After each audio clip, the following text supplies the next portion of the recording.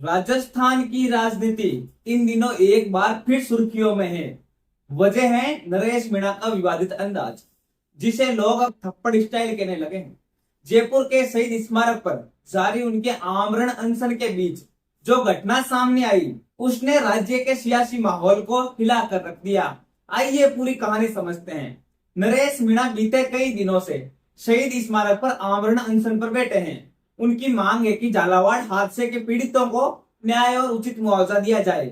इस आंदोलन ने पहले ही राजनीतिक हलचल पैदा कर दी थी, लेकिन रविवार को मामला बिगड़ गया जब उनके कुछ समर्थक पास के पेड़ की छांव में बैठ गए और बार बार बुलाने के बावजूद नहीं उठे, तो नरेश मीणा खुद उनके पास गए और जमकर थप्पड़ जड़ दिया। घटना के तुरंत बाद वहां अफरा तफरी का माहौल बन गया। वीडियो सोशल मीडिया पर वायरल हो गया और एक बार फिर नरेश मीणा चर्चा के केंद्र बन गए। विवाद गहराने के बाद जब मीडिया ने उनसे सवाल पूछा तो उन्होंने इसे बिल्कुल हल्के में नहीं लिया।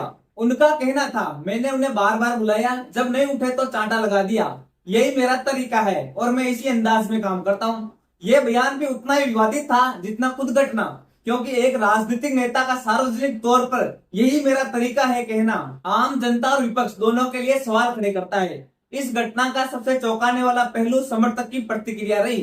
जिस मुकेश नामक समर्थक को चांटे पड़े, उसने इसे गलती मानकर नेता का बचाव कर दिया। उसने कहा, गलती मेरी थी, भविष्य में ऐसा नहीं होगा।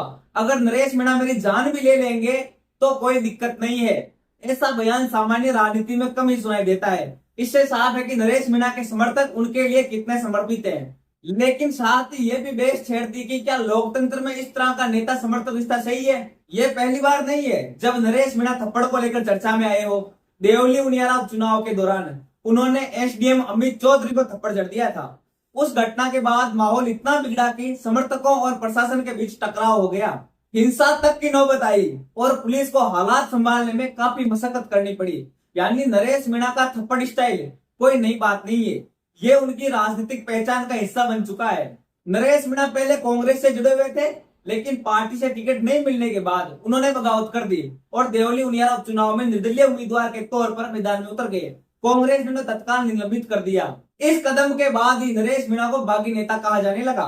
उनका अंदाज भी हमेशा सीधा और सपाट और टकराव वाला रहा है। यही वजह है कि विरोधी उन्हें विवादों का स्थायी चेहरा कहते हैं, जबकि समर्थक उन्हें सीधा नेता मानते हैं। विपक्ष और राजनीतिक विश्लेषकों का कहना है कि एक जनप्रतिनिधि या नेता का यह तरीका गलत संदेश देता है। लोकतंत्र में जनता से संवाद का तरीका संवाद ही होना चाहिए, ना कि थप्पड़।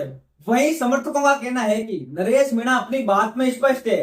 अगर उन्हें गुस्सा आता है तो वे छिपाते नहीं है। समर्थकों की दलील ये भी है कि कम से कम वे बनावटी तो नहीं है, जैसा सोचते हैं वैसा ही करते हैं। सोशल मीडिया पर भी राय बटी हुई है। कुछ लोग कह रहे हैं कि ऐसा नेता जनता के काम कैसे करेगा जो अपने समर्थकों तक को थप्पड़ मार देता है।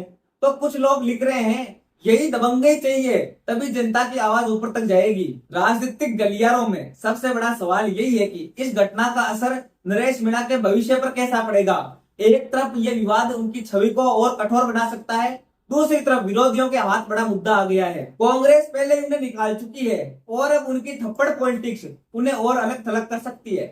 लेकिन भारतीय राजनीति का इतिहास बताता है कि कई बार ऐसे विवाद नेताओं को और भी लोकप्रिय बना देते हैं और उन्हें दबंग समझकर लोग समर्थन देने लगते हैं।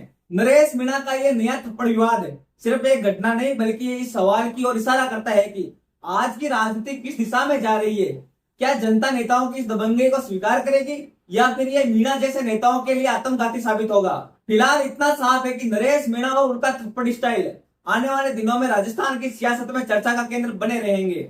हमारी कोशिश है कि आपको राजनीति की हर अंदरूनी बात साफ और बिना किसी लाग लपेट के बताएं। अगर आप भी यही सोचते हैं तो वीडियो को लाइक कीजिए, शेयर कीजिए और बने रहिए भारत प्रेस के साथ, क्योंकि सियासत समझनी है तो यही है सही ठिकाना।